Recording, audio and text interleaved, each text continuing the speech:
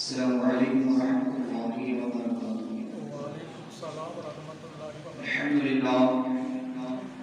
للہ نحمده ونستعینه ونستغفره ونؤمن به ونعوذ باللہ من شرور انفسنا ومن سیئات اعمالنا، من يهده الله فلا مضل له ومن يضلل فلا هادي له، واشهد ان لا اله الا الله وحده لا شريك له واشهد ان سيدنا مولانا محمدا عبده ورسوله۔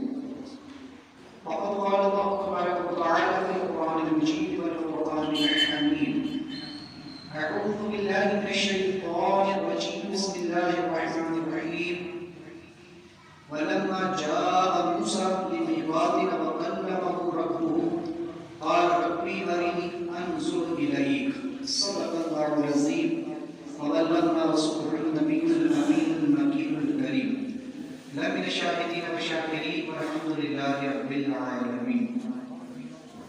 آدھے توحید میں دوارش میرے صدق کی پروان میں اور سقاجر کے جانے والے مصطفیٰ جان رحمت صلی اللہ تعالی علیہ وسلم کے دیوان۔ آئیے آواز خطبہ سے برہم اور آپ مل کر انتہائی خلوص و محبت کے ساتھ خطبت خزرہ کی جانب رو لگا کر حضور آقا نامدار مدینے کے تاجدار ہم غریبوں کے ہم حساب جناب رحمت مجتبی محمد مصطفیٰ علیہ الطاہریت و الثناء صلی اللہ تبارک و تعالی علیہ وسلم کی والوائے میں قسمنا میں تم کو سلام و سلام پیش کرتے ہیں۔ صلی اللہ سیدنا محمد علیہ وسلم ایک تو بڑی جو صلی اللہ علیہ وسلم وتبلغنا من جميع السيئات وترفعنا بها عندك على الدرجات وتبلغنا بأقصى الغايات من جميع الخيرات في الحياة بعد الممات إنك على كل شيء قدير۔ رسول برکت کے لیے ایک بڑی قوم صلی اللہ علیہ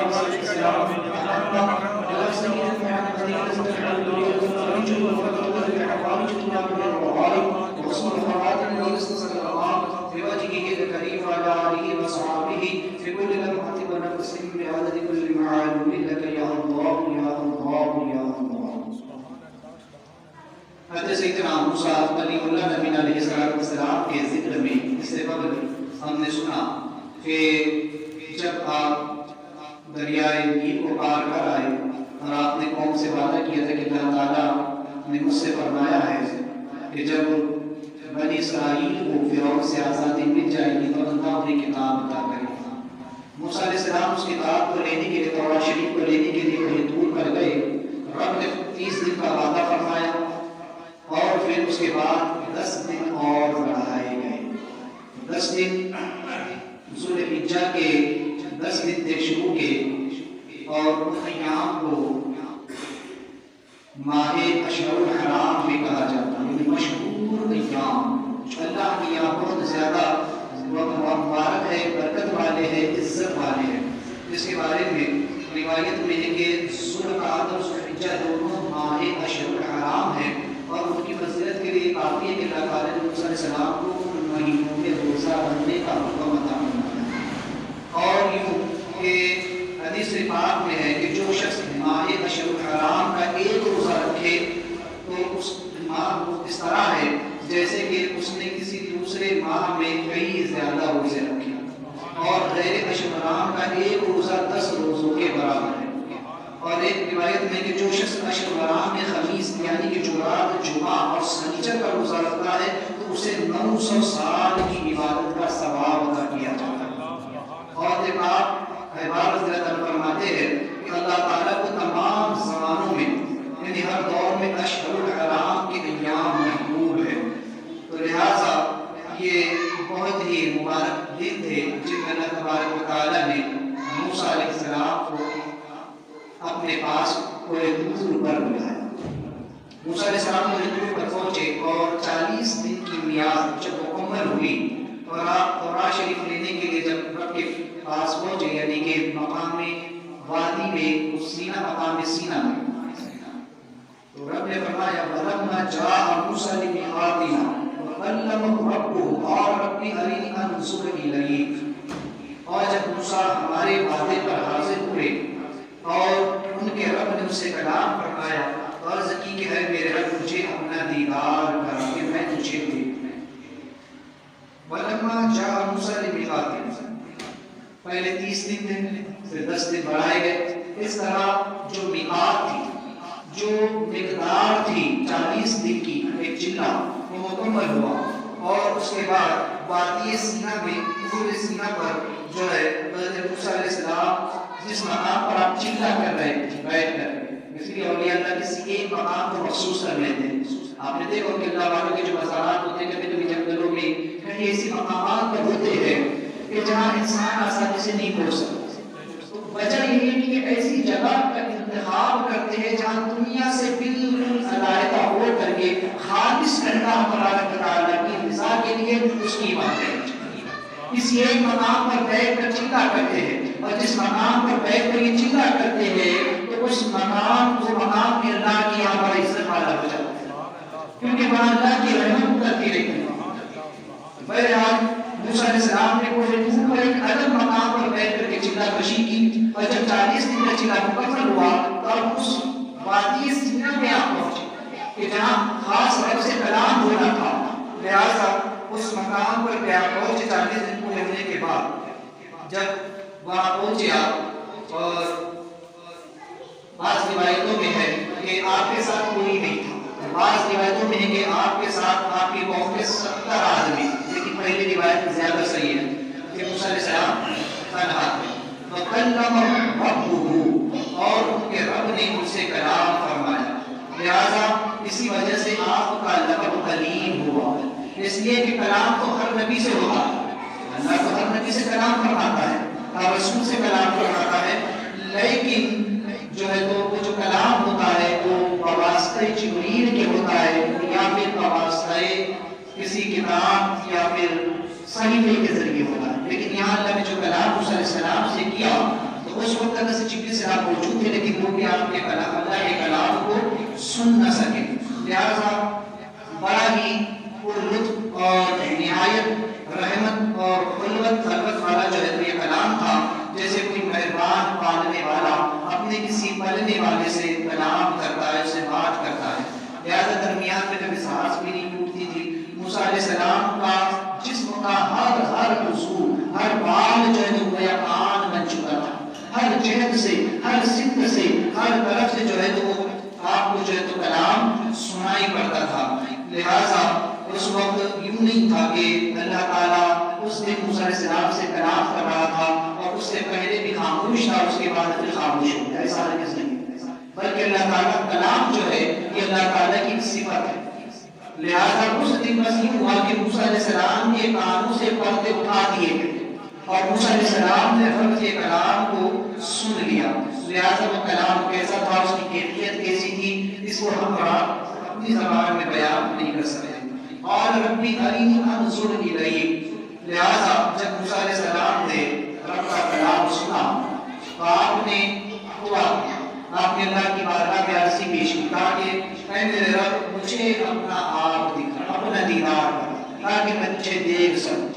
اب یہاں پر چند باتیں سمجھیں. قرآن مجید نے انبیاء علیہ السلام کی بہت ساری دعاؤں کو نقل کیا. بہت سارے انبیاء کی دعائیں جو آپ پڑھتے قرآن میں دیکھتے ہوئے کہ ان نبیوں کی دعائیں آئی ہیں. جیسے کہ حضرت آدم علیہ السلام نے بھی کہا تھا ربنا ظلمنا انفسنا، ہے نا. حضرت یونس علیہ السلام نے بھی کہا تھا لا الہ الا انت سبحانک انی کنت من الظالمین. تو غرض کے دیگر انبیاء علیہ السلام کی دعائیں، یہ دعائیں ہے کس لیے، نقل کس لیے کی گئی، اس کی وجہ علماء کرام نے یہ بھی بیان فرمائی کہ قرآن میں اللہ نے نبیوں کی دعاؤں کو اس لیے بھی نقل فرمایا تاکہ لوگ سمجھ جائے کہ کون سی دعا ہمیں مانگنا چاہیے اور کون سی دعا نہیں مانگنا چاہیے. جیسے قرآن نے کہا ربنا ظلمنا انفسنا ربنا لا تجعلنا فتنة للقوم الظالمین. تو بعض وہ دعائیں ہیں کہ انبیاء علیہ السلام نے مانگی ہے تو اس لیے کہ نبیوں کی دعائیں ہمیں مانگنا چاہیے. بعض دعائیں ایسی ہیں کہ نبیوں نے وہ دعائیں مانگی ہے امت کی تعلیم کے تاکہ امت اس دعاؤں کو نہ مانگے، وہ ہمیں سمجھانے کے لیے ہے. جیسا کہ کوئی استاد جو ہوتا ہے، کوئی ٹیچر ہوتا ہے تو بچوں کو کوئی چیز کا پریکٹیکل کر کے دکھاتا ہے، انہیں کر کے بتایا جاتا ہے. کوئی استاد ہوتا ہے تو بتاتا ہے کہ نماز اس طریقے سے پڑھنی، نماز پڑھ کر کے دکھاتا ہے. تو لہٰذا کچھ کام وہ ہوتے ہیں کہ جو پریکٹیکلی طور پر عملی طور پر دکھائے اور سمجھائے جاتے ہیں. تو انبیاء علیہ السلام کی بعض دعائیں وہ ہے اور اس لیے قرآن نے نقل کی ہے تاکہ عام لوگ کو دعائیں نہ مانگے. جیسے کہ حضرت عیسیٰ علیہ السلام نے بھی دعا کی تھی ربنا انزل علینا مائدۃ من السماء، اے اللہ آسمان سے ہم پر جو دسترخوان نازل کر. یہ شان ہے صرف حضرت عیسیٰ علیہ السلام کی. انہوں نے رب کی بارگاہ میں عرض کیا اور ان کے لیے آسمان سے دسترخوان اتار دیا. بعض دعائیں وہ ہے کہ جس سے نبی علیہ السلام کو روکا گیا، لیکن وہ کیوں تھی؟ اس لیے کہ انہوں نے دعائیں ہماری تعلیم کے لیے مانگی تھی. جیسے کہ حضرت نوح علیہ السلام نے اپنے بیٹے کے لیے دعا مانگی تھی، رب کی بارگاہ میں ایسے کی تھی کہ مولا جب طوفان اتنا آیا تو آپ نے کہا تھا کہ مولا میرا بیٹا تو میری نہر سے ہے، تو اس وقت آپ کو روکا گیا. حضرت ابراہیم علیہ السلام نے اپنے چچا آدم کے لیے جو دعا مانگی تھی، رب نے وہاں بھی روکا کہ آدم کے لیے دعا نہیں. تو یہ دعائیں ہماری تعلیم کے لیے ہے کہ ایسی دعائیں نہیں مانگنا چاہیے. اور انبیاء نے ہمیں وہ بھی جو ہے تو عملی طور پر سمجھایا ہے. اور رسول بھی گئی یہاں پہ آرام اور رسول، یہ دو لفظ ہیں عربی کے. آرا جو ہوتا ہے اس کا معنی ہوتا ہے دیکھنا، اور یہ دیکھنا کئی طرح کا ہوتا ہے. یا تو خواب میں دیکھنا، حالت کشف میں دیکھنا، یا تو ظاہر میں دیکھنا، یا باطن میں دیکھنا. لیکن نظر جو ہوتا ہے تو رسول جو ہوتا ہے یہ حالت بیداری میں جاگنے کی حالت میں ماتھے کی آنکھوں سے دیکھنا مراد ہے. اور یہاں پر حضرت موسیٰ علیہ السلام نے یہی چاہا تھا کہ مولا کریم جس طرح تم نے میری کان سے پردے اٹھا دیے ہیں اسی طرح میری آنکھ سے پردہ اٹھا دے، جیسے تیرا کلام سن لیا ہوں ویسے تجھے دیکھ بھی. تو غرض کے موسیٰ علیہ السلام نے یہ بات اسی لیے عرض کی تھی. لہٰذا جب رب سے کلام ہوا اور رب کا کلام سنا تو ایک شوق پیدا ہوا، دل میں ایک لذت سی پیدا ہوئی رب کا کلام سن کر کے کہ جس رب کے کلام میں یہ تاثیر ہے تو اس کی دید میں کیا عرض ہوگا، اس کی دید میں کتنی لذت ہوگی. اس لیے آپ نے جو ہے تو یہ بات عرض کر اور یوں بھی کہ اس لیے کہ آپ پر عشق کا غلبہ، عشق الہی کا غلبہ، تو لہٰذا اس میں آپ نے جو ہے تو یہ بات ویسے کر دی. یہاں پر دو باتیں دھیان میں رہے کہ اللہ والے کبھی قانون کے ورا کی دعا کر لیتے ہیں تو وہ گناہ گار نہیں ہوتا. اللہ والے جو ہوتے ہیں انبیاء اولیاء اکرام اگر کوئی ایسی دعا کر بھی لے جو خلاف قانون ہو تب بھی وہ گناہ گار نہیں ہوتا. اس لیے میں آپ کو دو وجہ بتاؤں. ایک تو یہ کہ ان کا مقام بہت غلط ہوتا ہے، تو لہٰذا اگر وہ کوئی دعا کر بھی لیتے ہیں تو ایک ہماری تعلیم کے لیے ہوتی ہے کہ ہم وہ دعا نہ عام لوگوں کے لیے کہ جو بات قدرت نے رب تعالیٰ نے قانون بنایا ہے اس قانون کے تحت بنتا چلے. قدرت رب کی اور ہے اور قانون اور ہے. رب کی قدرت یہ ہے کہ اس کا طریقہ کار یہ ہے کہ آسمان سے پانی برسے، زمین سے کھیتی ہوئے، انسان ہل جوتے، کھیت جو کرے، وہاں سے اناج نکالے، اناج لائے، اس کو صاف کرے، اس کو پیسے اور اس کو پھر پکا کر کے کھائے. اس طرح سے یہ اس کی زندگی کا نظام ہے. مرد عورت کا آپس میں نکاح، اس نکاح کی وجہ سے جو ہے تو پھر اولاد کا سلسلہ قائم. یہ اللہ کا قانون. لیکن اللہ کی قدرت یہ ہے کہ وہ بنا بنایا کھانا آسمان سے اتارا، جیسے عیسیٰ علیہ السلام نے ہوا اور آسمان سے ان کے لیے سلام اتار دیا. جیسے کہ اللہ تعالیٰ کی قدرت ہے کہ اس نے آدم علیہ السلام کو بغیر ماں باپ کے اور پھر سیدنا عیسیٰ علیہ السلام کو بغیر باپ کے پیدا کیا. یہ قدرت تو قانون اور ہے، قدرت اور ہے.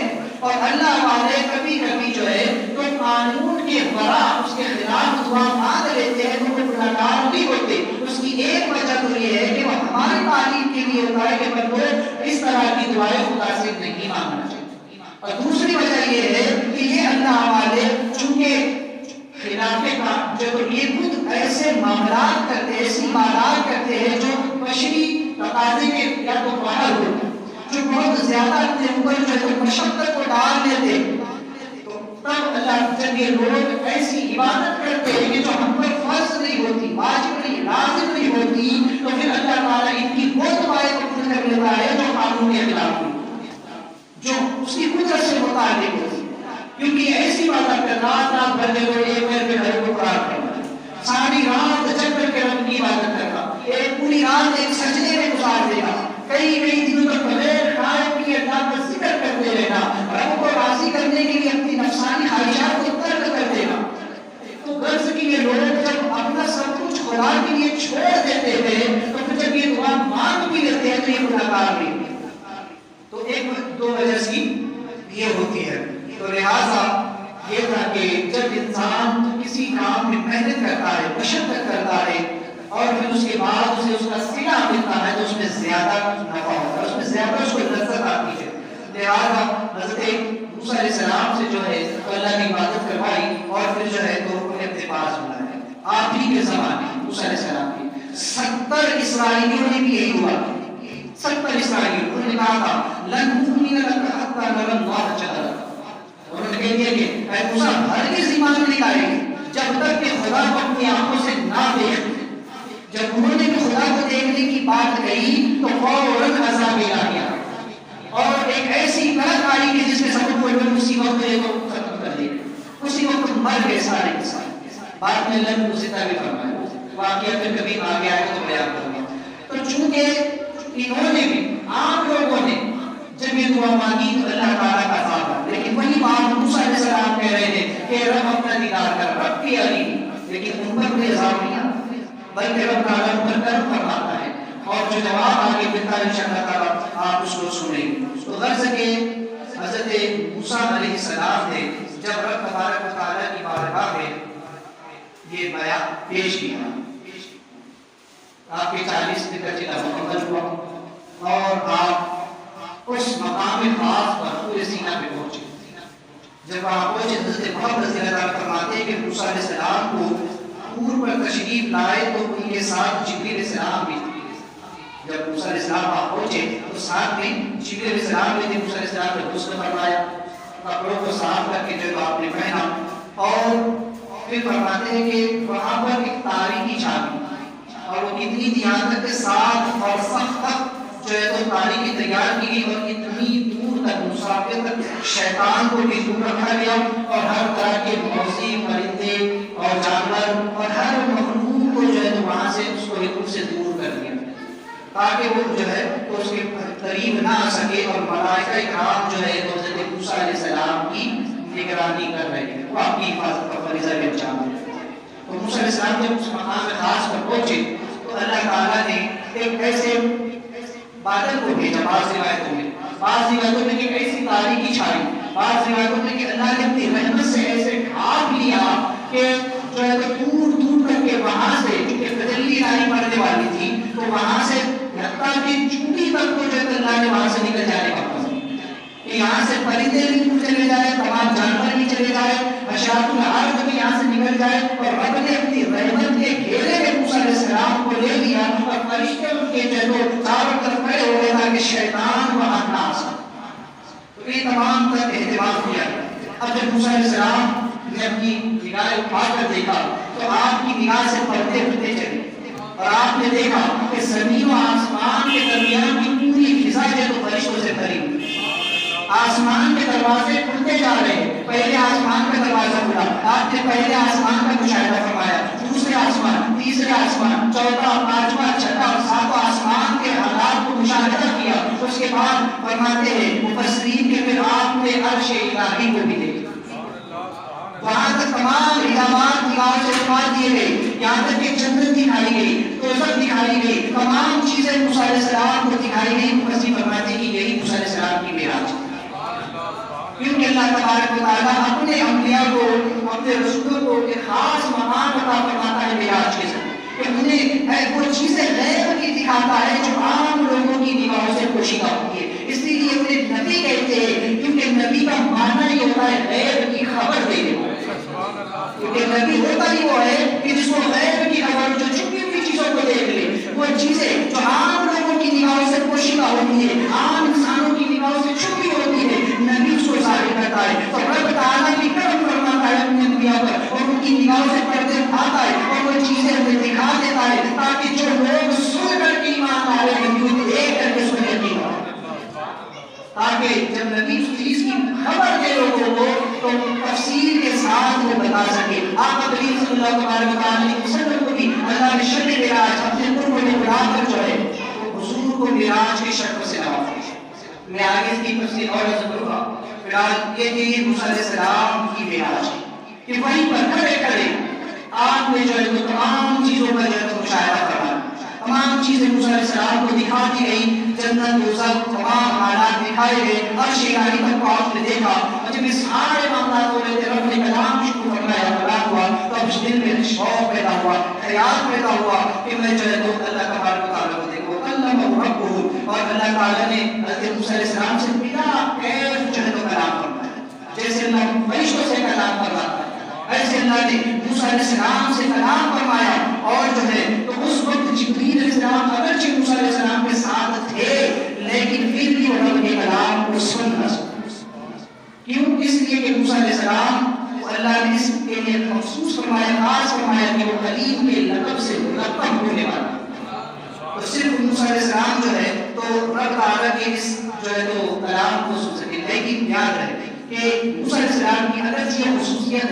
ہے لیکن یہ خصوصیت اور لوگوں اور انبیاء کی بنسبت ہے، ہمارے آقا کریم صلی اللہ علیہ وسلم اس سے خارج ہے، اس لیے حضور کی شان تو یہ ہے کہ اللہ نے جب موسیٰ علیہ السلام کو طور پر بلا کر سے تو کلام فرمایا، لیکن حضور کی شان یہ ہے کہ وہ مقام کلام بلا کر اپنا دیدار دکھایا اور کلام حضور علیہ السلام کی شان موسیٰ علیہ السلام سے چونکہ کہیں بڑھ کر کے ہے، تو موسیٰ علیہ السلام جب رب سے کلام ہو رہے تو رب نے جو کلام فرمایا اس میں سانس لینے اور چھوڑنے کا کوئی موقع نہیں تھا، کیونکہ یہ ہم انسانوں کے لیے رب کا کلام بنا تیز، ہم جب بات کرتے ہیں تو سانس لیتے اور چھوڑتے، مخلوق کا، اور اللہ مخلوق نہیں، وہ خالق ہے، لہٰذا اس کے کلام کی کیفیت کو بیان نہیں کیا جا سکتا، یہی وجہ تھی کہ موسیٰ علیہ السلام پہچان ہے کہ یہ مخلوق میں سے کسی کا کلام نہیں ہے، صرف اللہ کا کلام، یہ اس کی شان ہے، اور ایسے بھی آپ نے پہچانا کہ جب اللہ تعالیٰ کلام فرما رہا تھا تو موسیٰ علیہ السلام کا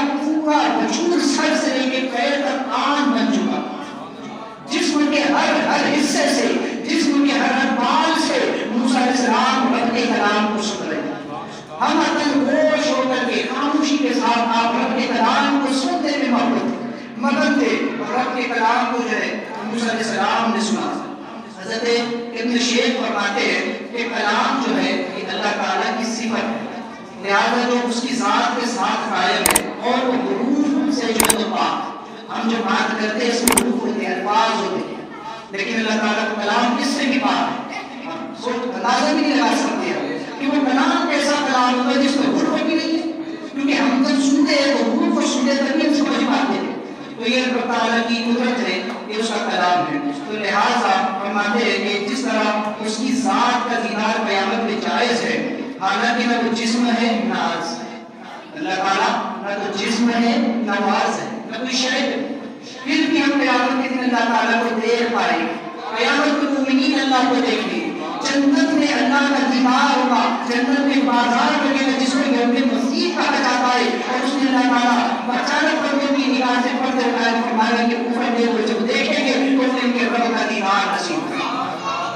تو چونکہ مومن جو ہے اس وقت پورا کے پورا آنند بنا ہو، جنت کی کیفیات کوئی عجیب ہو، اس کو ہم بیان نہیں کر سکتے کہ جنت کے حالات کیسے، بس تفسیر میں اتنا آتا ہے کہ اس وقت جب اللہ تعالیٰ جنت میں بندوں سے کلام کرے گا تو جب بندے خدا کو دیکھیں گے تو دو باتیں ہیں، ایک تو بنا جہد خدا کا دیدار، یعنی کہ اس کی وہ انسان کی نگاہوں میں نہیں سما پائے گا، ہر طرف سے انسان خدا کو دیکھ پائے، اور دوسرا یہ کہ جب رب کے کلام کو سنے گا تو بنا کیف جو ہے تو رب کے کلام کو سنے گا، پورے جسم سے سنے گا، کوئی ایسا نہیں کہ جیسے کہ دنیا میں سننے کے لیے کان کے محتاج ہے، دیکھنے کے لیے آنکھوں کے محتاج ہے، پکڑنے کے لیے ہاتھوں کے، چلنے کے لیے پیروں کے، تو اللہ تعالیٰ قادر مطلق ہے، اس نے انسان کو جب پیدا فرمایا تو میں نے یہ کہا کہ قانون اور ہے، قدرت اور قانون یہ ہے کہ انسان کو جو اللہ نے بنایا ہے تو آپ کان، ناک، زبان، لفظ کے جسم کا ہر حصہ ایک الگ الگ کام کے لیے مخصوص ہے، کان سے وہ سن سکتے ہیں، وہ دیکھ نہیں سکتے، آنکھ دیکھ سکتی ہے، سن نہیں سکتی، زبان بول سکتی ہے، تو ہر وضو ایک الگ کام، لیکن اللہ قادر مطلق ہے، وہ چاہے تو کان کو دیکھنے کی صلاحیت دے دے، وہ چاہے تو آنکھوں کو سننے کی صلاحیت دے دے، وہ چاہے تو زبان کو چلنے کی صلاحیت عطا فرما دے، وہ جو چاہے کرے وہ قادر مطلق، اور یہ معاملات قیامت میں ہوگی، جب انسان قیامت میں شکر کھولے گا تو اس کی زبان پر اللہ مہر لگا دے گا اور انسان کے جسم کے اعضاء گواہی دیں. اس کا ہاتھ گواہی دینا مولا مجھ سے یہ گناہ کیا گیا, اس کا پیر گواہی دینا مولا مجھ سے چل کر کے یہ گناہ کیا گیا.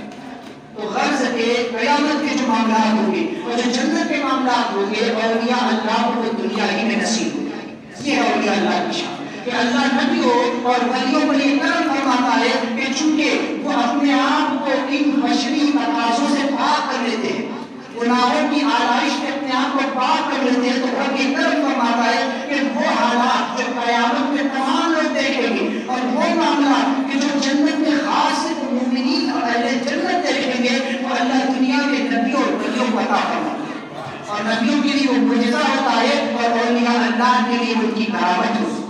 نبیوں کے لیے وہ غیب کی خبر ہوتی ہے اور اولیاء کے لیے وہ کشف ہوتا ہے جس میں اللہ کو سب دکھا دے, تو ان سے کچھ چھپا ہوا نہیں رہتا.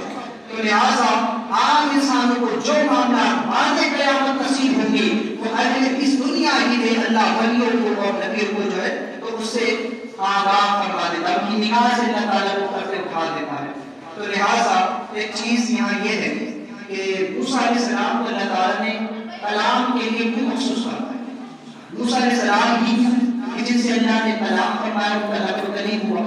تو بعض مفسرین نے فرمایا اس لیے کہ موسیٰ علیہ السلام کے مقابلے پر فرعون, حامان اور قارون جو بڑے اپنے وقت کے مشدد قسم کے جو ہے بڑی شدت پسند جو ہے تو آپ کے کٹر دشمن اور فرعون بھی آپ کے دشمن تھے. حتیٰ کہ بنی اسرائیل میں بھی بہت سارے لوگ جو ہے تو اندرونی طور پر موسیٰ علیہ السلام سے بغض یا حسد رکھتے تھے یا معجزات دیکھنے کے بعد بھی موسیٰ علیہ السلام سے حجت کرتے تھے اور آپ کو بار بار یہودی پریشان کیا کرتے تھے, بار بار آپ سے کئی باتوں میں سوالات کیا کرتے تھے. وہ واقعے میں آگے آئے, وہ گائے کا واقعہ جواب میں بتاؤں تو بار بار آپ سے ذرا ذرا بات پر سوال کرتے تھے, آپ کو کوئی پریشان کیا کرتے تھے کہ اسے صبر کرتے تھے اور حالات میں آپ صبر کا دامن تھامے ہوئے تھے. تو رب تعالیٰ نے کرم فرمایا موسیٰ علیہ السلام پر کہ انعام کے طور پر اللہ تعالیٰ نے موسیٰ علیہ السلام کو اپنے پاس کوہ طور پر بلا کر آپ سے کلام فرمایا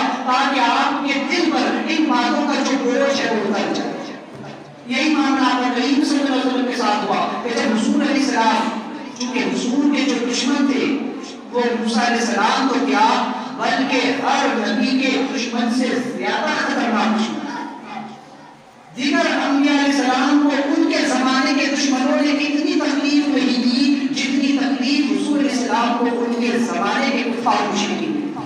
مفسرین فرماتے ہیں کہ نوح علیہ السلام نے 900 سال تک, ساڑھے 900 سال تک قوم کو ہدایت دی رہی, قوم ایمان نہیں لائی بلکہ آپ کو جھٹلاتی رہی اور آپ کو جو ہے تو تکلیف دیتی رہی, آپ کو ستاتی رہی. لیکن فرماتے ہیں کہ اس کے باوجود بھی آقا کریم صلی اللہ علیہ وسلم کی 63 سالہ زندگی میں حضور نے جو تکلیفیں اٹھائی اور 950 سال تک بھی انہوں نے سلام نہیں اٹھایا. اتنی شدید مخالفت آقا کریم صلی اللہ علیہ وسلم کی گئی. لہذا فرعون بھی تو مرتے وقت ایمان لے آئے, اگرچہ اس کا ایمان کا فضول نہ ہوا, لیکن ابو جہل کو آپ دیکھیں, امیہ بن خلف کو دیکھیں, دیگر کفار مشرکین کو دیکھیں جو مرتے وقت بھی حضور علیہ السلام کی دشمنی میں جو اس قدر اندھے ہو رہے تھے کہ اس وقت حضور کی گستاخی کرتے رہے, حضور کو تکلیف دیتے رہے. تو لہٰذا حضور کے جو دشمن تھے وہ تمام انبیاء کے دشمنوں سے زیادہ سخت تھے. اسی لیے اللہ تعالیٰ نے اکرام فرمایا کہ جب حضور ایک مرتبہ ایک روایت میں کہ 3 دن تک حضور ایک ہی وادی میں جا کر کے لوگوں کو جو تو دعوت دیتے رہے, لیکن کوئی جو ہے تو آپ پر ایمان نہیں لایا. آقا کریم علیہ السلام کے قلب پر اس پر ملال ہوا, حضور کو بڑا دکھ ہوا کہ 3 دن سے جا کر کے لوگوں کو دعوت دے رہے, آج ایک بھی شخص ایمان نہیں لایا. سرکار کسی خیال میں تھے بستر مبارک پر جا کر آرام فرماؤ, حضرت سید اپنے حامی نے کہا کہ آپ رب تبارک و تعالیٰ نے کرم فرمایا اور جبریل امین کو بھیج کر حضور کو اپنے قرب خاص میں بلایا تاکہ محبوب کے دل پر جو رنج ہے, جو غم ہے, وہ اپنی دین سے اللہ اسے دور کر سکے. تو حضور کو اپنے قرب میں بلا کر, مقام تنا میں بلا کر اللہ نے اپنا دیدار بھی کرایا اور اپنے کلام سے مشرف بھی کیا. تو چونکہ بعض مفسرین فرماتے ہیں کہ موسیٰ علیہ السلام سے جب اللہ نے کلام فرمایا تو وہ جو کلام تھا 1,24,000 کلمات پر مشتمل تھا اور وہ کل کا کل وسایا کرتا. اور بعض مفسرین فرماتے ہیں کہ یہ سلسلہ 40 دن تک جاری.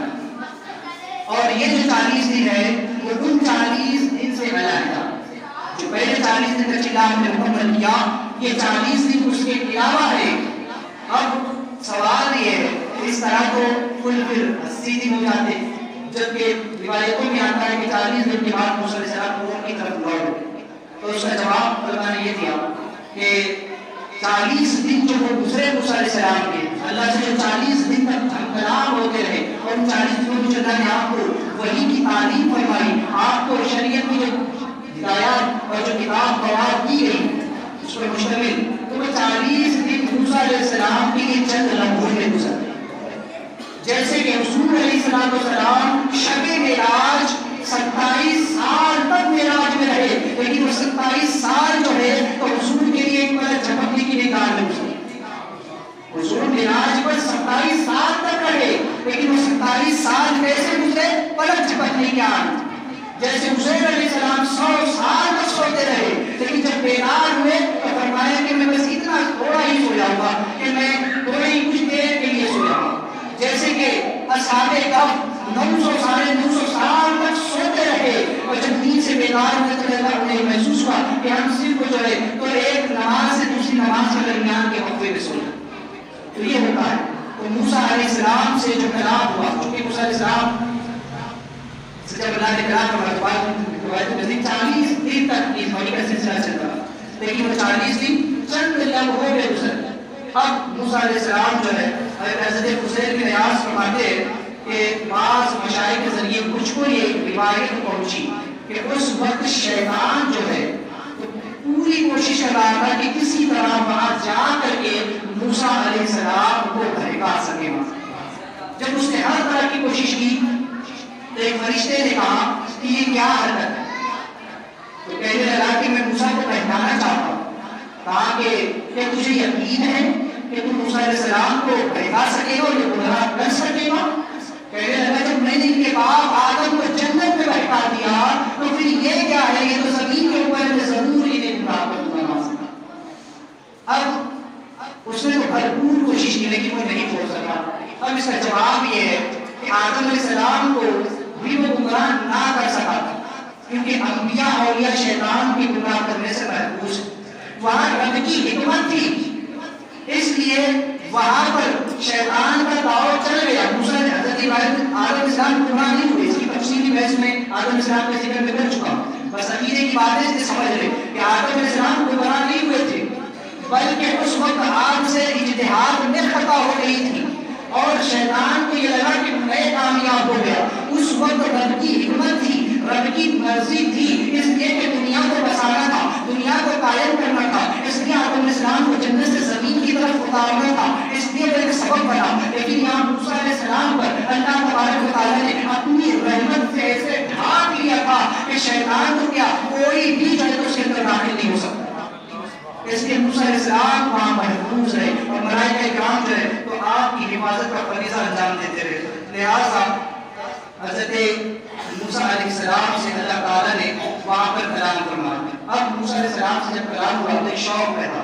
موسیٰ علیہ السلام کو اس کی چند توجیہات یا بیان کی گئی کہ جب موسیٰ علیہ السلام سے اللہ تعالیٰ نے کلام فرمایا اور موسیٰ علیہ السلام اس کلام سے محفوظ ہوئے تو انہیں شوق ہوا، ان پر ایک جذبہ غالب ہوا کہ میں جس ذات سے ہم کلام ہو رہا ہوں کیوں نہ میں اس کو دیکھ بھی ہوں.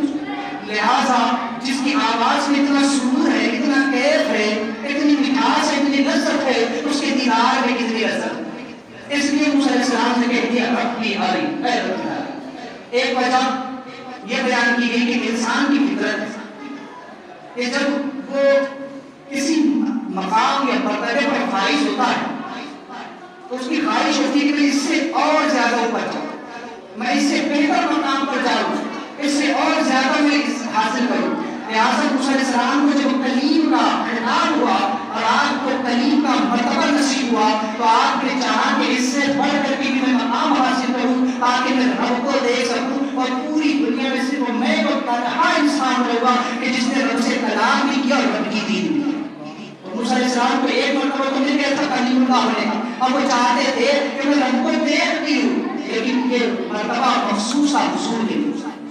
یہ ذات یہ معنی جو ہے مخصوص تھا حضور علیہ السلام کے لیے. موسیٰ علیہ السلام کو اللہ نے صرف کلیم بنایا لیکن حضور کو اللہ نے حبیب بنایا. یہ کلیم و حبیب کا فرق ہے.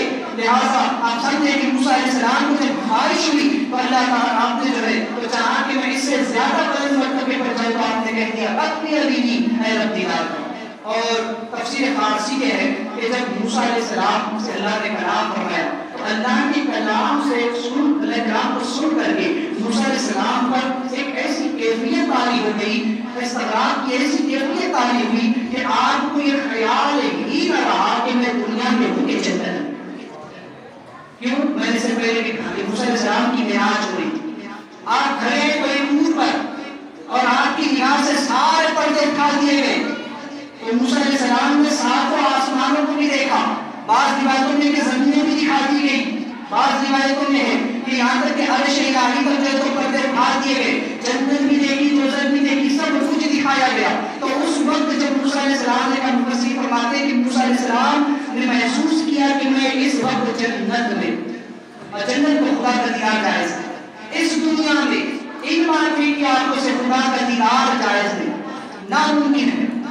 لیکن جنت میں آخری اور وہ عالم ہی اور ہوگا. تو موسیٰ علیہ السلام کو اس وقت یہ خیال گزرا کہ میں جنت میں, حالانکہ جسم میں آیا آپ کا وہ حدود پر. ایک ہوتی ہے سیر قلبی اور ایک ہوتی ہے سیر قلبی.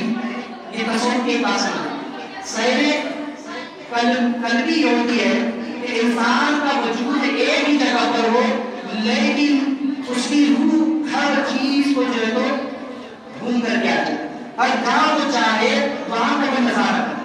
جیسے کہ انسان کے تو اس کی مثال سمجھے کہ انسان جب سوتا ہے تو اس کا جسم بستر پر ہوتا ہے, لیکن جب وہ خواب دیکھتا ہے تو اس کی روح کا تصرف ہوتا ہے کہ وہ کبھی اپنے آپ کو باغیچے میں دیکھتا ہے, کبھی اپنے آپ کو جنت میں دیکھتا ہے, یا تک کہ کبھی اپنے آپ کو کسی اور ملک میں دیکھتا ہے. تو اپنے آپ کو انسان کہیں بھی دیکھتا ہے, اس کا جسم پڑا ہے بستر پر لیکن اس کی روح مشاہدہ کر رہی ہے عالم میں جہاں چاہے. تو انبیاء علیہ السلام اور اولیاء اللہ کی یہ معاملات ہوتے ہیں کہ ان کا وجود ایک جگہ پر ہوتا ہے. بعض اوقات وہ ایک ہی جگہ پر رہتے ہیں لیکن وہیں سے سارے عالم کا مشاہدہ کر لیتے ہیں. موسیٰ علیہ السلام کھڑے کوئی نور پر لیکن وہیں سے سب کچھ آپ مشاہدہ فرما رہے, وہیں سے سب کچھ آپ دیکھ رہے. سرکار وہ سے بات کرتے لگائی بیٹھے اپنی خانقاہ میں لیکن فرماتے نظر بلا بلا اللہ جمن بخار کرتی اتصالی, میں یہیں پر بیٹھ کر کے اللہ کے تمام شہروں کو ایسے دیکھ کر جیسے ہاتھ پڑھائی کے طرح. یہ اللہ والوں کی شان ہے. بیٹھے اپنی خانقاہ میں ہوتے لیکن پوری کائنات کو مشاہدہ کر لیتے, جہاں چاہتے ہیں تصرف فرما لیتے. موسیٰ علیہ السلام کھڑے کوئی نور پر لیکن سب کچھ مشاہدہ کرنا, یہ دلیل ہے اس بات. اور دوسرا ہوتا ہے سیر قدمی, یعنی کہ خود چل کر کے نفس و نفیس اس مقام پر چلے جانا. جیسے کہ شب معراج آقا کریم صلی اللہ علیہ وسلم کو اللہ نے بیداری کی حالت میں یہ شرف عطا فرمایا کہ حضور اس زمین سے نکل کر تمام عالموں کو پار کرتے ہوئے لا مقام میں پہنچے. ہر مکان پر ہر عالم میں حضور پہنچے. 27 برس گزر گئے لیکن آگے واحد میں گزرے. اور آقا کریم صلی اللہ علیہ وسلم چونکہ رحمت للعالمین ہے, رحمت کا تقاضا تھا کہ حضور ہر جگہ پہنچتے, اس لیے تمام عالموں کی سیر اللہ نے کرائی اور حضور ہر عالم میں پہنچے, ہر جگہ پہنچے, یہاں تک کہ کوئی جگہ کائنات میں باقی نہ رہی. اور یہاں تک کہ رب نے اپنے قرب نے بلایا سنتنا فتحل فقاننا وقوسین او ادنا, اس مقام پر بلایا جہاں کسی کی رسا. اپنے قرب نے مقام تنا میں بلا کر اللہ نے حضور سے کلام فرمایا. اپنی دین بھی کرائی, پہلے اپنی دین کرائی بعد میں کلام فرمایا. یہ کرم اللہ نے فرمایا. تو لہذا چونکہ یہ ہوتا ہے سیر قدم کہ حضور اپنے جسم کے ساتھ ہر جگہ پر پہنچے. جیسے کہ آج ایک کسی مثال آپ کو دوں کہ مثال ہم اگر گھر میں بیٹھے, گھر بیٹھے بیٹھے ساری دنیا کو دیکھ سکتے ہیں. آج پوری دنیا کو دیکھنے چل چکی.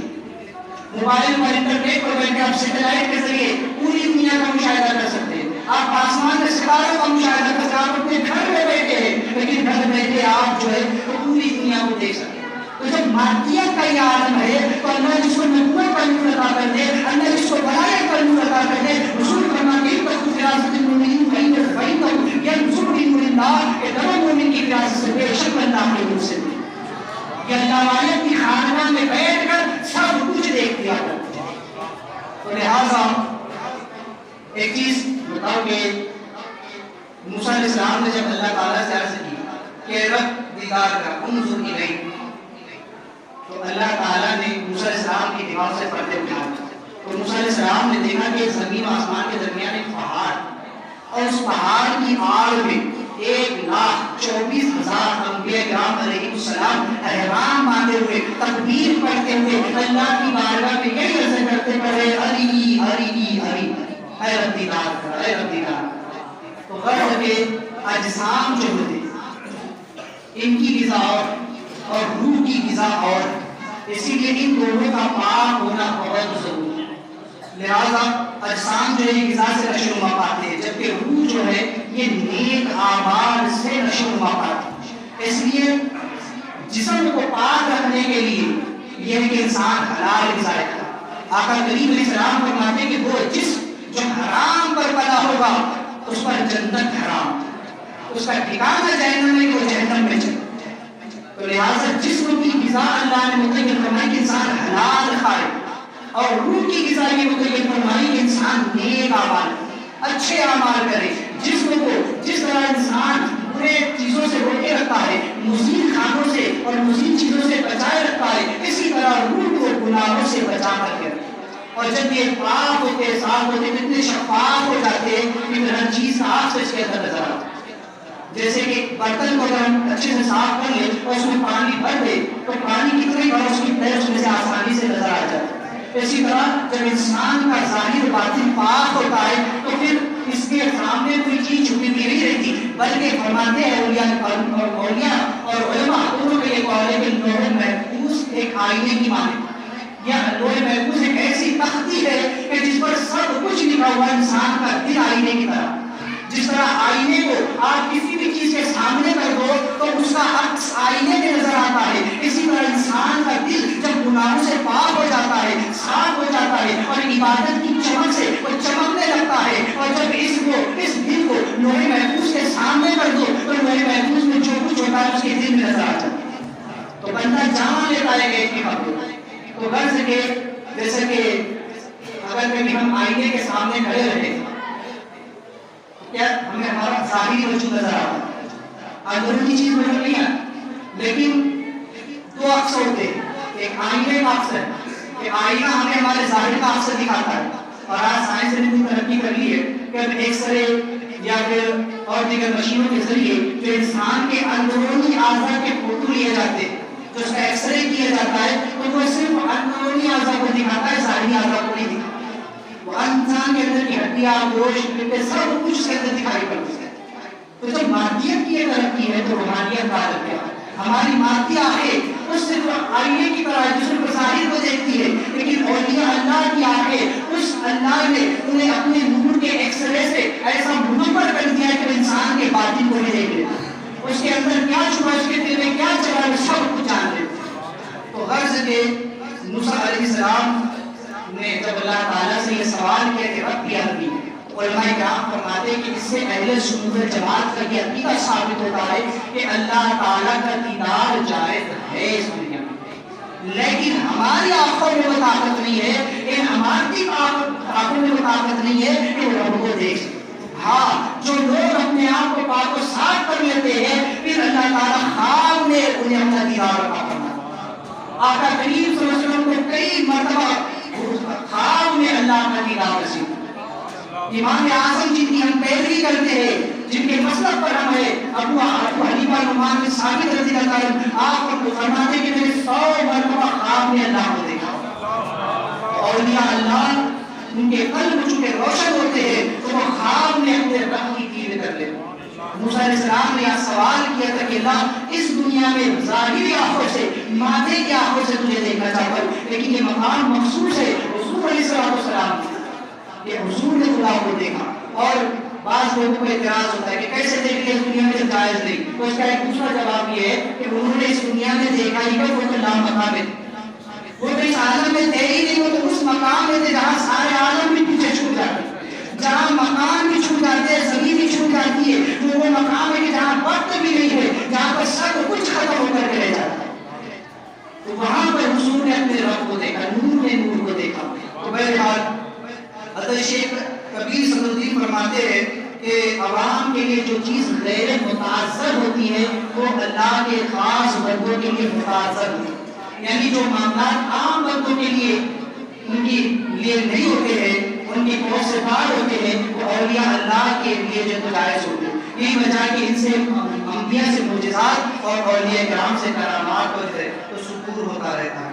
تو لہٰذا حضرت موسیٰ علیہ السلام نے رب تبارک و تعالیٰ سے جو سوال کیا تھا تو آپ کے لیے وہ سوال بالکل جائز تھا، اس لیے کہ آپ اس مقام اور اس مرتبے پر جو ہے تو فائز ہیں. یہاں پر چند باتیں آپ سمجھ لیں. ایک چیز یہ کہ کسی کا کلام سن کر اس کا عشق یا اس کے دیدار کی خواہش دل میں پیدا ہونا یہ فطری تقاضا ہے. ہم جب کسی سے بات کرتے ہیں، بعض لوگوں کی آواز اتنی سریلی ہوتی ہے، اتنی اچھی ہوتی ہے کہ اگر ہم ان کا کلام سنتے ہیں، ان کی بات سنتے ہیں، ان کی آواز سنتے ہیں تو دل میں سکون ہوتا ہے کہ ہم اس کو سنتے ہی رہیں، یا جس کو سن رہے ہیں اس کو دیکھ بھی سکیں. اسی لیے اولیاء فرماتے ہیں، علماء فرماتے ہیں کہ انسان کو چاہیے کہ ہر وقت اللہ اس کے رسول کا کلام سنے، اللہ اس کے رسول کی بات سنتے رہے، اس لیے کہ تاکہ انسان کے دل میں اللہ اور اس کے رسول کا سچا عشق پیدا ہو سکے. کیونکہ یہی سچا عشق جو ہے تو آخرت کی چابی ہے، آخرت کی کنجی ہے، اسی پر نجات ہے. اور دوسرا مسئلہ یہ کہ جن سے عشق حرام ہے یا جن کی آواز سننے کو شریعت نے منع کیا ہے ان سے دور ہے، تاکہ ایسا نہ ہو کہ اس کی آواز سن کر کے انسان کے دل میں اسے دیکھنے کی خواہش ہو، اس سے ملنے کی خواہش. جیسا کہ آج کل جائز طریقے پر اگر آپ دیکھیں تو جو عورتیں نعت پڑھتی ہیں اور بہت سارے مرد حضرات یوٹیوب پر، فیس بک پر یا دیگر سوشل میڈیا پر ان عورتوں کی آواز کو سنتے ہیں، یا وہ مرد جو پڑھتے ہیں وہ عورتیں جو ان کی آواز کو سنتی ہیں، تو ظاہر سی بات ہے کہ جب آواز کو سنتے ہیں تو دیکھنے کا شوق بھی ہوگا. آڈیو اس میں آج کے اس کو دیکھے ویڈیو میں تو پھر اسے دیکھنے کی خواہش ہوتی ہے. اسی لیے شریعت نے پہلے یہی پر پابندی لگائی کہ غیر محرم عورت کی آواز غیر محرم مرد نہ سنے، اور اسی طرح مرد کی آواز عورت نہ سنے، تاکہ ایسا نہ ہو کہ یہ سننے تک کے بعد آگے دیکھنے تک کے مرحلہ پہنچے، اور جب دیکھے تو پھر دل میں برائی کا خیال ہو، پھر قربت پڑے اور معاملہ حرام کاری تک کے جا پہنچے. تو یہ تو شریعت نے پابندی لگائی حلال بات کے اوپر کہ مرد اگر نعت پڑھتا ہے کوئی گناہ نہیں ہے، عورت نعت پڑھتی ہے کوئی گناہ نہیں ہے. عورت نعت پڑھے، عورت جو ہے تو تقریر کرے، عورت مسائل بیان کرے، لیکن عورتوں میں کرے، اس کی آواز مردوں تک نہ پہنچے. آج جو لوگ عورتوں کی استعمال کرواتے مائک لاؤڈ اسپیکر اتنا بلند لگا دیتے، اس عورتوں کے پنڈال کے باہر تک آوازیں جاتی ہے. شریعت آپ کو اس کی اجازت دیتی ہے کہ غیر مرد اس عورت کی، اس عالمہ کی آواز کو سنے. اس کے اوپر جو ہے تو ذرا غور کرنے کا موقع. بہرحال تو یوں ہوتا ہے، تو یہ تو حلال چیز ہے، جائز ہے کہ مرد اگر نعت پڑھ رہا ہے جائز ہے. لیکن آج ہمارا معاشرہ اور ہمارے ماحول کا عالم یہ ہے کہ ہم علمی گانے سنتے ہیں، علمی ہیروئن اور ہیرو کی جو ہے تو گانوں کو سنا جاتا ہے، ان کے ڈانس کو دیکھا جاتا ہے، ان کے جو ہے تو بھرتنے کو دیکھا جاتا ہے، حتیٰ کہ اس قدر بے شرمی اور بے حیائی کے مناظر دکھائے جاتے ہیں کہ لوگ اسے دیکھنے میں لذت محسوس کرتے ہیں کہ یہ خدا کی حرام کاری نہیں ہے. جو لوگ یوٹیوب پر اور سوشل میڈیا پر اس طرح کی چیزیں دیکھتے ہیں کہ وہ رزق میں مبتلا نہیں ہے، کہ وہ خود حرام کاری میں مبتلا نہیں ہو رہے. شریعت نے وہ حلال چیز پر بھی پابندی لگائی کہ خبردار کوئی عورت کسی غیر مرد کی آواز کو نہ سنے اور کوئی مرد کسی غیر عورت کی آواز کو نہ سنے. اور یہاں پر ہم نے ساری حدیں پار کر دی. سوچیں یہ سب معاملات کہاں سے پیدا ہوتے. سننا یہ بہت اہمیت کی چیز ہے کہ انسان جب کسی کی آواز کو سنتا ہے تو اسے دیکھنے کی بھی خواہش پیدا ہوتی ہے. انسان کی فطرت کا جو ہے تقاضا ہے. دوسری چیز کہ موسیٰ علیہ السلام جو ہے تو آپ نے حالت بیداری میں رب تبارک و تعالیٰ کی دیدار کی تمنا ظاہر کی. لہٰذا یہ ممکن تو ہے لیکن واقعی نہیں. ممکن ہے کہ اس دنیا میں خدا کا دیدار، لیکن ابھی تک واقعی نہیں کہ کسی نے خدا کو دیکھا. موسیٰ علیہ السلام نے بھی تمنا کی لیکن وہ تمنا مکمل نہ ہو سکی. انشاءاللہ آپ جو ہے تو اس کی بھی جو ہے تو تفصیل آگے سنیں گی. لہٰذا یہاں چند ایک چیزیں اور ہے اس کو بھی سماعت کریں کہ حضرت موسیٰ علیہ السلام سے اللہ تعالیٰ نے 2 مرتبہ کلام کیا. ایک مرتبہ اس وقت جب کہ آپ کو عطائے نبوت کا وقت ہے کہ جب آپ کوہ طور کے قریب سے اپنی اہلیہ کے ساتھ گزر رہے تھے اس وقت کہ آپ کو طور پر بلا کر کے اللہ نے وہاں بھی کلام کرنا. اور دوسرا عطائے تورات کے وقت اس وقت بھی جو ہے اللہ تعالیٰ نے آپ کو بلا کر کے آپ سے کلام فرمایا. پہلا جو کلام تھا وہ مختصر تھا اور وہ بس اچانک ہوا اور فوراً ختم ہو گیا. لیکن یہ جو دوسری مرتبہ کلام اللہ نے فرمایا تو اس کے لیے موسیٰ علیہ السلام کو اللہ تعالیٰ نے حکم دیا کہ آپ پہلے 40 دن تک چلا بکم کرنا چاہیے. ہم سے کلام کرنا ہے تو 40 دن تک کے پہلے عبادت کرے اس کے بعد آ کر کے ہم سے جو تو کلام. کیوں؟ اس لیے تاکہ انسان جب کسی چیز میں محنت اور مشقت کرتا ہے اور اس کے بعد اس کا پھل اس کا نتیجہ اسے ملتا ہے تو اسے بے حد خوشی محسوس ہوتی ہے. لہٰذا علماء فرماتے ہیں کہ عبادت کرنے کے بعد جب کوئی جزا ملتی ہے عمل کی تو اس کے اندر اس کی لذتیں پہلے سے زیادہ بڑھ جاتی ہیں. موسیٰ علیہ السلام نے جو پہلا کلام سنا تھا اس میں بھی لذت تھی لیکن یہ کلام جو 40 دن کی عبادت کے بعد سنا یہ پہلے سے زیادہ لذت دار تھا اس لیے کہ اس کلام میں عبادت کی لذت بھی شامل ہوئی. اسی لیے فرماتے ہیں کہ جنت میں جو ہے تو مومنین اور متقین کو جو لطف آئے گا وہ ان کو نہیں آئے گا, حور و غلمان کو نہیں آئے گا اور ان کو بھی نہیں آئے گا جن کو صرف جنت بھرنے کے لیے اللہ نے پیدا کرنا. اس لیے کہ مومنین جو ہے تو انہوں نے دنیا میں اللہ کی عبادت کی ہے تو جنت میں ان کی خواہشات پوری کرتی ہے. اس لیے میں کہتا ہوں کہ جو متقی ہوتے ہیں جو دنیا میں اپنی نفسانی خواہشات کو روک لیتے ہیں اللہ جنت میں ان کی خواہشات کو بڑھا دیتے ہیں. اور اگر کوئی چیز بھی کھائے گا تو اس کا مزہ ان کو دگنا بلکہ 70 گنا بڑھا کر کے اللہ تعالیٰ ہے. جو لوگ دنیا میں شراب پی لے جو لوگ دنیا میں حرام کھا لے یا حتیٰ کہ حلال بھی کھائے اور اپنی نفسانی خواہش کی وجہ سے کھائے تو اللہ جنت میں ان کی خواہشات کو کم کر دے گا, ان کی لذتوں کو کم کر دے گا. اور جو انسان اپنی لذتوں کو یہاں ختم کر دے اللہ جنت میں اس کی لذتوں کو دوبارہ کر دے گا. وہ ایک چیز بھی کھائے گا تو اللہ اس کو کئی طرح کی لذتوں کا اس میں جو مزہ عطا فرما دے گا. تو غرض کہ یہ چیز ہوتی ہے یہی وجہ ہے. آپ اس کی ایک چیز دیکھیں کہ ایک بے شرع انسان جب ناک پڑتا ہے یا کوئی بات کہتا ہے تو اس کی بات میں وہ اثر نہیں ہوتا جو ایک متقی انسان کے ایک باشرع انسان کے پڑھنے میں ہوتا ہے. تو یہ عبادت کا اثر ہوتا ہے, عبادتوں کا جو ہے اس میں اثر ہوا کرتا ہے. لہٰذا حضرت موسیٰ علیہ السلام اور حضور علیہ السلام کے کلام میں کیا فرق تھا اس کو آپ سمجھیں کہ موسیٰ علیہ السلام کو اللہ تعالیٰ نے تورات لینے کے لیے کوہ طور پر بلایا جبکہ حضور کی شان یہ ہے کہ قرآن چل کر کے حضور کے پاس تھا. موسیٰ علیہ السلام جو ہے تو کوہ طور پر چل کر کے گئے جبکہ اللہ تعالیٰ نے بڑے ناز کے ساتھ حضور کے شب معراج اپنے طور خاص میں بلایا. موسیٰ علیہ السلام جو ہے اللہ نے ان سے صرف کلام فرمایا جبکہ حضور علیہ السلام کو اللہ نے اپنا دیدار بھی کرایا اور اپنا کلام بھی کروایا, ان سے کلام بھی فرمایا. موسیٰ علیہ السلام سے 40 دن تک عبادت کروائی گئی لیکن حضور علیہ السلام آرام فرما رہے اور اللہ نے انہیں اپنے قرب خاص میں طلب فرمایا. یہاں موسیٰ علیہ السلام کو بلایا گیا, عبادات کروائی گئی اور کئی طرح کی پابندیاں لگائی گئی. یہاں حضور علیہ السلام کو اللہ نے بڑے ناز کے ساتھ قرآن بھیج کر کے جو ہے تو جبریل کو بھیج کر 70,000 فرشتوں کو بھیج کر مہمانی کے ساتھ حضور کو اپنے قرب خاص میں. تو غرض کے حضور کے اور موسیٰ علیہ السلام کے درمیان بڑے لمبے مراتب کا جو یہ فرق ہے تو اللہ تبارک و تعالیٰ جس پر چاہتا ہے اپنا قدم خاص فرماتا ہے. لہٰذا جو ہے تو دعا ہے کہ اللہ تعالیٰ ہم تمام کو عمل خیر کی توفیق اور مزاج چونکہ مسائل کا بھی سلسلہ شروع ہے اس دنوں میں رکوع سے متعلق چند مسائل جو ہے تو پچھلے جمعہ غرض ودیار بھی چند مسائل کو سماعت کر لیں کہ مرد کے لیے سنت یہ ہے کہ رکوع میں جب جائے تو اپنے ہاتھوں کی انگلیوں کو گھٹنے کے اوپر جو ہے تو پھیلا دیں. دوسرا یہ کہ مردوں کے لیے سنت یہ بھی ہے کہ رکوع میں اپنی ٹانگوں کو سیدھا رکھیں. بعض لوگ اس کو ٹیڑھی کر دیتے, کمان کی طرح جھکا دیتے ہیں, یہ مکروہ ہے. اور تیسرا یہ کہ مرد کے لیے سنت یہ بھی ہے کہ جب رکوع میں جائے تو اپنی پیٹھ کو مکمل سیدھا کرنا, اس طرح کہ اگر اس کی پیٹھ کے اوپر پانی کا پیالہ رکھا جائے تو وہ گرے نہیں.